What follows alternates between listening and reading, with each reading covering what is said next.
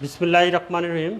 Dear Rangpur Online School, greeting all the students of my favorite educational institution, Imamganj School and College, all the students to the all students as well as all over the educational institution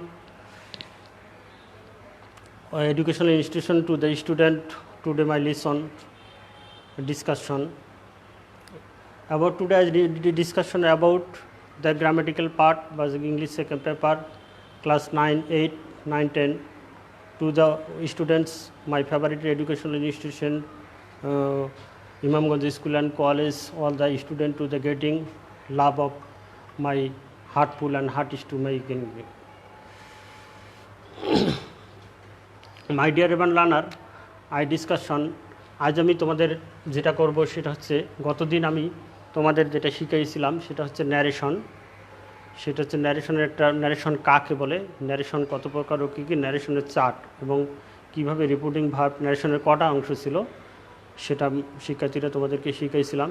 যে narration হচ্ছে দুই প্রকার, একটা হচ্ছে direct narration, একটা হচ্ছে indirect narration. যেটা অবিকল যখন কোনো বক্তব্যকে অবিকল পরিবর্তন না করে বলা হয় সেটাকে বলা হয় ডাইরেক্ট ন্যারেশন। আর যখন কোনো বক্তা কোনো বাক্যকে কী করে অবিকল না পারে একটু পরিবর্তন করে বলে তখন তাকে বলা হয় ইনডাইরেক্ট ন্যারেশন বা প্রত্যক্ষ ন্যারেশন। সুপ্রিয় মাই ডিয়ার লার্নার্স, গত ক্লাসে আমি তোমাদের ইংলিশ ক্লাসে যে ডিসকাশন ছিল, মাই ডিসকাশন অ্যাবাউট দ্য ন্যারেশন বা narrative style. Narrative style is the passage narration. Narrative style হচ্ছে প্যাসেজ ন্যারেশন এবং ন্যারেশনের মধ্যে পার্থক্য আছে। আমি যেমন গতদিন ক্লাসে বলছিলাম যে মাছ ছাড়া যেমন কি পানি ছাড়া যেমন মাছের অস্তিত্ব কল্পনা করা যায় না, তেমনি ন্যারেশন শিখতে হলে প্রথমে আমাদের সেন্টেন্স সম্বন্ধে জানতে হবে। সেন্টেন্স হচ্ছে ন্যারেশনের অস্তিত্ব। সুপ্রিয় শিক্ষার্থী বা মাই ডিয়ারেবল লার্নার, আজকে যখন আমি passage narration rules of passage narration আলোচনা করব। Rules of narrative style or passage narration.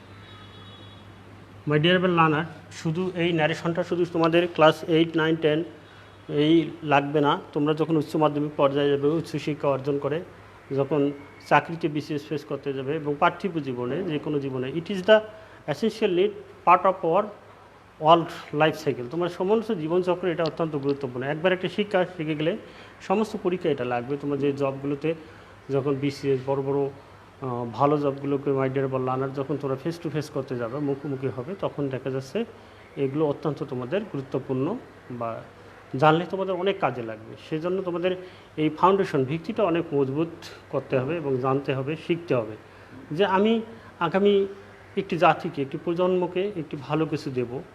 যেমন আজকের পৃথিবীর সকল চিকিৎসকগণ করোনা ভাইরাস, এটা কোভিড-19 রোগ নিয়ে পৃথিবীর সকল বিজ্ঞানী, সকল সায়েন্সের মানুষগুলো যে অত্যন্ত পরিশ্রম করে ভ্যাকসিন যে আবিষ্কার করার জন্য পৃথিবীর এই দুর্দশাপূর্ণ বৈশ্বিক মহামারীর থেকে মানব জাতিকে বাঁচিয়ে রাখার জন্য, মানব জাতিকে একটা পর্যায়ে নিয়ে আসার জন্য বা মানব জাতিকে টিকিয়ে রাখার জন্য তারা কি রাত দিন কি অক্লান্ত পরিশ্রম করে বিরাম গতিতে মানে বিশ্রামহীনভাবে পরিশ্রম করে যাচ্ছে একটা ভ্যাকসিন ইনভেনশন করার জন্য। এইরকম ন্যারেশন হচ্ছে এমন একটা শিক্ষা, এটা শিখলে তোমাদের যদি অক্লান্ত পরিশ্রম করে আজকে শেখো মাই ডিয়ারেবল লার্নার, পরবর্তী জীবনে টোটাল লাইফে তোমাদের অনেক কাজে লাগবে। সো তোমাদের একটু ভালো করে শিখবা। আজকে রুলস অফ ন্যারেশন, প্রথমে আমি বলবো যে ন্যারেশন জানতে হলে আমাদের যা যা করতে হবে।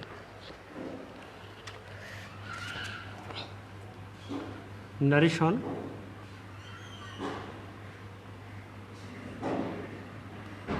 জানতে হলে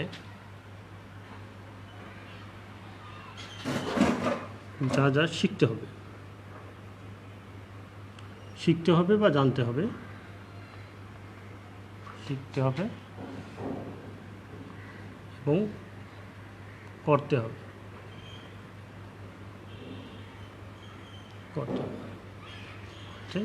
চারটে জিনিস তোমাদের করতে হবে, চারটি বিষয় হচ্ছে ভেরি ভেরি ইম্পর্টেন্ট, যেটা রুল অফ প্যাসেজ ন্যারেশন। এক নম্বর হচ্ছে তোমাদের সেন্টেন্স চিনতে হবে।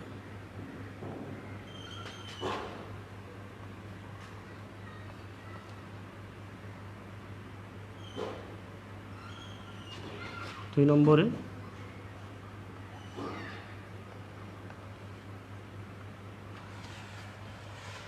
সেন্টেন্সের স্ট্রাকচারগুলো জানতে হবে, সেন্টেন্স স্ট্রাকচার আর এক্সাম্পল জানতে হবে। 3 নম্বর হচ্ছে পার্সন পরিবর্তন জানতে হবে, পার্সন চেঞ্জ, পার্সন চেঞ্জ অর্থাৎ পার্সন পরিবর্তন জানতে হবে। This is the very most important category for wanted to know about the passage narration or rules of narration. পরিবর্তন জানতে হবে। মাই ডিয়ার লার্নার, 4 নম্বর হচ্ছে ভার পরিবর্তন আমাদের জানতে হবে, ভার্ব চেঞ্জ, ভার্বের সম্বন্ধে আমাদেরকে জানতে হবে। তাহলে মাই ডিয়ারেবল লার্নার, একটি প্যাসেজ নারেশন করতে গেলে আমাদের 4টে জিনিস যেটা নাচতে, প্রথমে সেন্টেন্স চিনতে হবে যে সেন্টেন্সটা কী। 2 নম্বর হচ্ছে সেন্টেন্সের স্ট্রাকচার অ্যান্ড এক্সাম্পল, সেন্টেন্সের কোন সেন্টেন্সের কোনটা স্ট্রাকচার। 3 নম্বর হচ্ছে পার্সন পরিবর্তন, যেহেতু আমি বলছিলাম গত ক্লাসে ন্যারেশনের 2টা অংশ, একটা হচ্ছে রিপোর্টিং ভার্ব, এরপর হচ্ছে রিপোর্টিং স্পিচ। তো রিপোর্টিং স্পিচের সাবজেক্ট গিয়ে রিপোর্টিং ভার্বের সাবজেক্ট গিয়ে রিপোর্টিং স্পিচের কি অবজেক্টকে ধরবে না সাবজেক্টকে ধরবে সেটা এটা পার্সন পরিবর্তন। রিপোর্টিং ভার্বে যে টেন্সে থাকবে সেই টেন্স অনুযায়ী রিপোর্টিং স্পিচের কি ভার্বটা প্রিন্সিপাল ভার্বটা হবে, এটা হচ্ছে ভার্ব পরিবর্তন সম্বন্ধে আমাদের জানতে হবে। পার্সন পরিবর্তন জানতে হবে। সেন্টেন্স, প্রথমে হচ্ছে সেন্টেন্স চেনার উপায়। দেখো সেন্টেন্স চেনার উপায়, সেন্টেন্স চিনতে হলে আমাদের কি করতে হবে, সেন্টেন্স চেনার উপায়। 1 নম্বরে হচ্ছে দেখো আমরা জানি সেন্টেন্স, গত ক্লাসে আমি বলছিলাম সেন্টেন্সকে দুইটি উপায়ে classification of sentence are the 2 type of ways. এটা অ্যাকর্ডিং টু ওয়ার্ড মিনিং, একটা হচ্ছে অর্থ অনুসারে sentence, assertive, interrogative, imperative, operative, exclamatory. আর অ্যাকর্ডিং টু স্ট্রাকচার, গঠন অনুসারে সেন্টেন্স হচ্ছে 3 প্রকার, সিম্পল, কমপ্লেক্স, কম্পাউন্ড, অর্থাৎ সরল, জটিল, যৌগিক। তো সিম্পল, কমপ্লেক্স, কম্পাউন্ড এই 3টে সেন্টেন্সের কখনো ন্যারেশন হয় না, এটা ট্রান্সফরমেশন অফ সেন্টেন্স হয়। আর আমাদের অ্যাসার্টিভ থেকে এক্সক্লামেটরি যে 5টা সেন্টেন্স আছে, এই 5টা সেন্টেন্সের আমাদেরকে ন্যারেশন পরিবর্তন জানতে হবে। তাহলে প্রথমে যেহেতু আমরা অর্থ অনুসারে যে 5টা সেন্টেন্স, সেই সেন্টেন্স সাইজটা চেনার উপায় কি, দেখো অ্যাসার্টিভ সেন্টেন্স হলে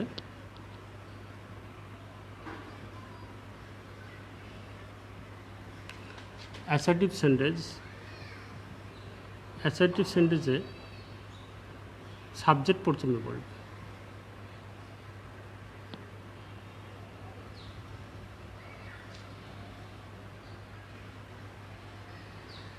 অ্যাসার্টিভ সেন্টেন্সের সাবজেক্ট প্রথমে বলবে। তাহলে অ্যাসার্টিভ সেন্টেন্সের সাবজেক্ট প্রথমে বলবে, যেটা যেমন MOST, এক্সাম্পল মোস্ট,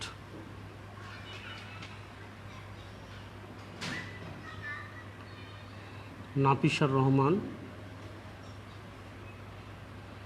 মিথিলা,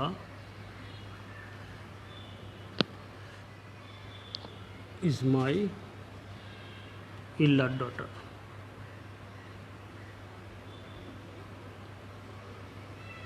মাই ডিয়ার আমার রানার, দেখো এখানে Nafisar Rahman, Mosammat Nafisar Rahman is my elder daughter.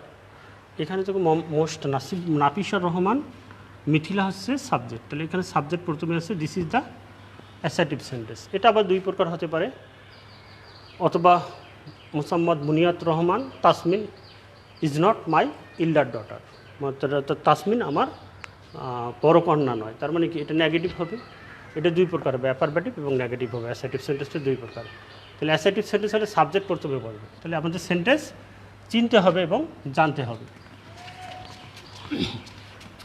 2 নম্বর হচ্ছে মাই ডিয়ারেবল লার্নার, 2 নম্বর হচ্ছে ইন্টারোগেটিভ সেন্টেন্স।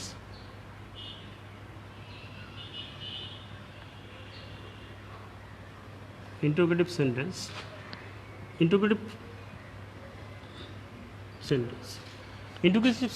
মাই ডিয়ারেবল স্টুডেন্ট, ইন্টারোগেটিভ সেন্টেন্সে প্রথমে কি বলবে, প্রথমে আমাদের যেটা হচ্ছে WS কোশ্চেন থাকলে WS question contain interrogative sentence.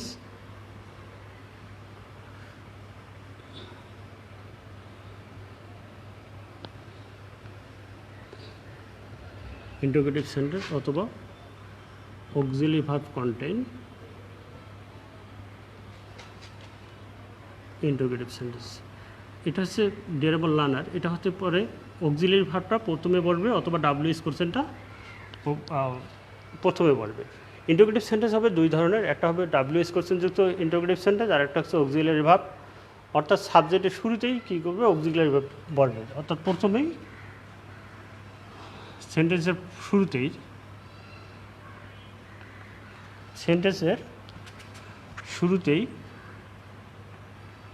শুরুতে কি হবে মাই ডিয়ারেবল লার্নার, শুরুতেই WS question contain. WS question কোনগুলো আমাদের ডাব্লিউএস যারা শুরুতে, যেমন why, what, where, when, which, whom, এগুলো হচ্ছে ডাব্লিউএস কোশ্চেন।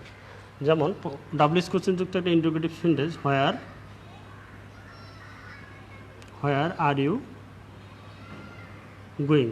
আমি মাই ডিয়ারেবল লার্নার, আমি তোমাদেরকে প্রশ্ন করলাম যে তোমরা কোথায় যাইতেছো, ঠিক আছে, তাহলে তোমরা উত্তর দিলে, এটা হচ্ছে ডাব্লিউএস কোশ্চেন যুক্ত, এটা কি ডাব্লিউএস কোশ্চেন যুক্ত ইন্টারোগেটিভ সেন্টেন্স, তাহলে ডাব্লিউএস কোশ্চেন যুক্ত ইন্টারোগেটিভ সেন্টেন্স।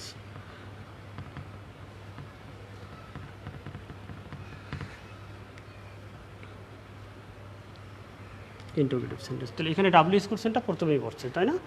আরেকটা হতে পারে প্রথমে আরেকটা হচ্ছে অক্সিলারি ভার্ব যুক্ত, যেমন ইজ, তাসমিন, তাসনিম,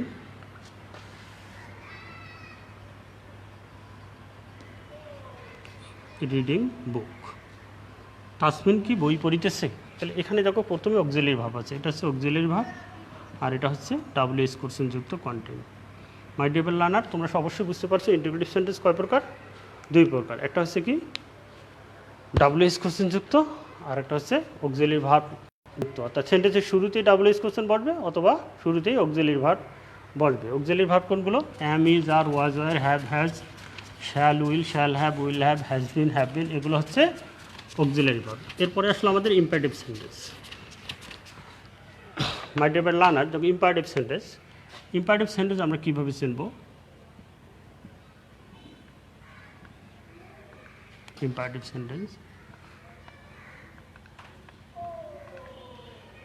সেন্টেন্স দেখো সেন্টেন্সের শুরুতেই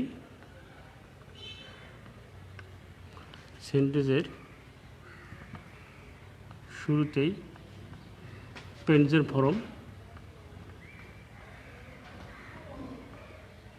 form plus do not, never এবং লেট ইত্যাদি বলবে,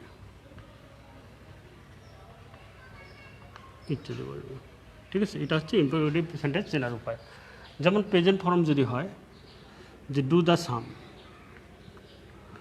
অঙ্কটি করো, সেন্টেন্সের শুরুতে এখানে কী আছে, এটা হচ্ছে প্রেজেন্ট ফর্ম, মাই ডিয়ারেবল লার্নার, অথবা গো হোম, বাড়িতে যাও, সেন্টেন্সের শুরুতে হচ্ছে প্রেজেন্ট ফর্ম, মাই ডিয়ারেবল লার্নার। তারপরে ডু নট যুক্ত কী হবে, যেমন ডু নট, আজকে প্রচণ্ড গরম, দেখো গরমে আমি ক্লাস নিতে পারছি না, অস্থির গরম, মাই ডিয়ারেবল লার্নার, তাতে বিদ্যুৎ চলে গেছে, ক্লাসে মানে অপেক্ষা করতে পারতেছি না, মানে স্টে করতে পারতেছি না, এত গরম। Do not run in the sun, এই রোদে যদি কেউ দৌড়ায়, run in the San,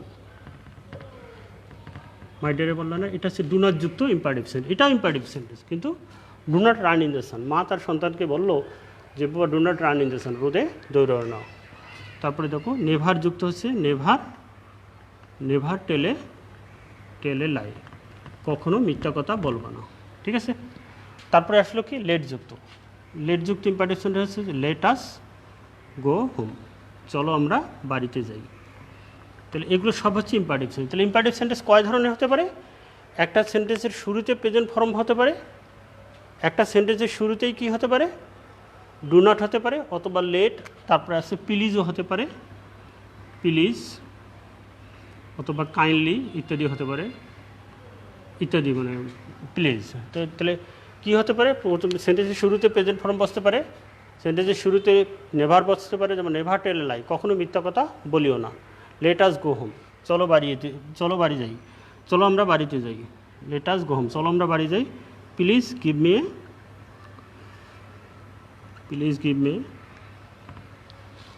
A pen, দয়া করে আমাকে একটি কলম দাও। তাহলে শুরুতেই কী হতে পারে? প্লিজ হতে পারে, শুরুতে লেট হতে পারে, শুরুতে নেভার হতে পারে, ডু নট হতে পারে, শুরুতেই প্রেজেন্ট ফর্ম হতে পারে। এটা হচ্ছে আমাদের ইম্পারেটিভ সেন্টেন্স চেনার উপায়। তো মাই ডিয়ারেবল learner, I personally expected that is the subject by identification of sentence, assertive, interrogative and imperative are clearly understand you. তোমরা একটু পরিষ্কারভাবে বুঝতে পেরেছো, এটা আমার আশা করি, প্রত্যাশা আমার। এরপরে হচ্ছে অপারেটিভ সেন্টেন্স।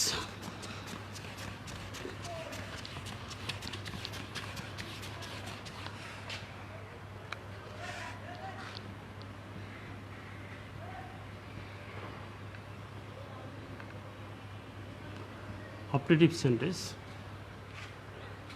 তাহলে সেন্টেন্স শুরুতেই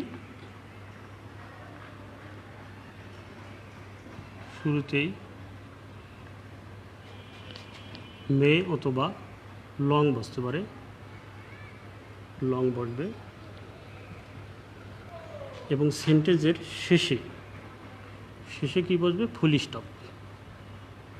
stop. This is a punctuation, বিরাম চিহ্ন, ফুল স্টপ একটা বলবে, full stop, this is a punctuation. যেমন মে আল্লাহ bless you,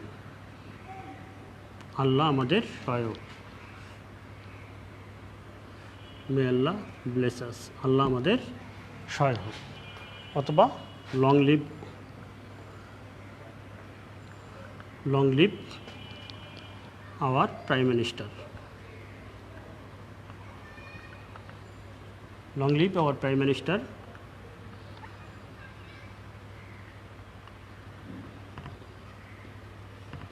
Sheikh Hasina।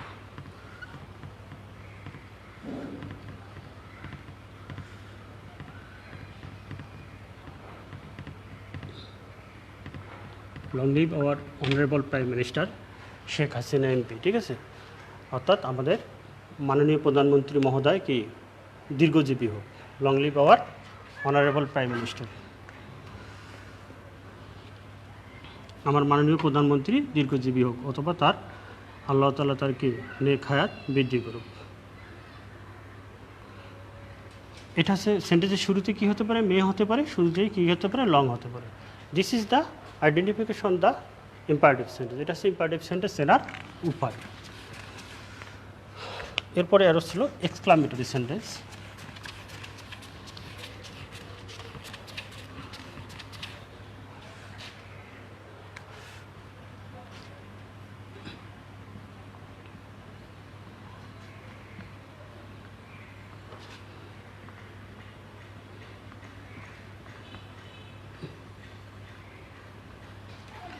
আইডিয়াবল learner, exclamatory সেন্টেন্সের শুরুতে আমাদের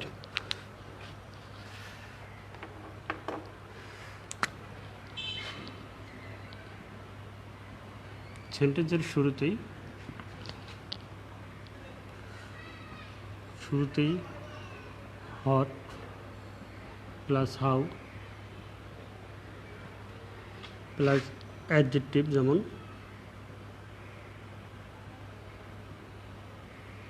হুররে, তারপরে এলাস, এগুলো হচ্ছে ইত্যাদি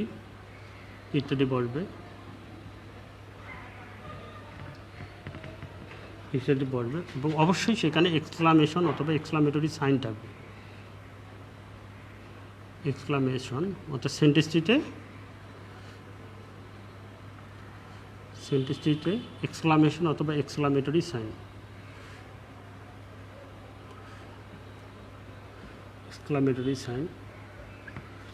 এইটা হচ্ছে এক্সক্লামেটরি সাইন অবশ্যই থাকবে। ঠিক আছে, ডেবল লার্নার, যেমন আমরা যদি বলি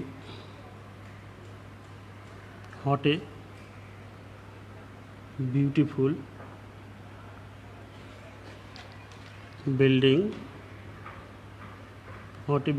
বিল্ডিং, তাজমহল ইজ। তোমরা জানো আমাদের ভারতের আগ্রায় তাজমহল আছে, পৃথিবীর সবচেয়ে আকর্ষণীয় বিল্ডিং, যে সম্রাট শাহজাহান তার স্ত্রীর স্মৃতি ধরে রাখার জন্য, মমতাজের স্মৃতি ধরে রাখার জন্য তিনি একটি ভবন নির্মাণ করেছিলেন, যেটা পৃথিবীর মধ্যে সেই বিখ্যাত ভবন, তার নাম হচ্ছে তাজমহল। তাজমহল ইজ, তারপরে how talkative lady she was, সে কীরকম বাসাল ভদ্রমহিলা ছিল, এটা গেল। তারপরে alas I am undone, hurrah we have won the games, I am undone, alas I am undone. এগুলো দেখো, সেটা সেন্টেন্সের শুরুতে কী থাকবে, হট, হাউ, এলাস, হুররে, ব্রাভো ইত্যাদি থাকবে, এবং শেষে কি থাকবে, শেষে একটা এক্সক্লামেটরি সাইন থাকবে, অথবা এলাসের পরেই বা ইত্যাদি চিহ্নর পরেই আমাদের হুররে, এলাস ইত্যাদির পরেই কী থাকবে, এক্সক্লামেটরি সাইন। তা সুপ্রিয় শিক্ষার্থী, আজকে প্রচণ্ড গরম, বিদ্যুৎ চলে গেছে এবং গরমে একদম স্টে করা যাচ্ছে না। আমি এক্সট্রিমলি সরি। আমার আশা ছিল আজকে 4টা বিষয়বস্তু, ভার পরিবর্তন, পার্সন পরিবর্তন এবং ভার পরিবর্তন, পার্সন পরিবর্তন, সেন্টেন্স চেনা এবং সেন্টেন্স চেনার উপায় এবং সেন্টেন্সের স্ট্রাকচারাল এক্সাম্পল, আজকে 2টা বিষয় শেষ করলাম।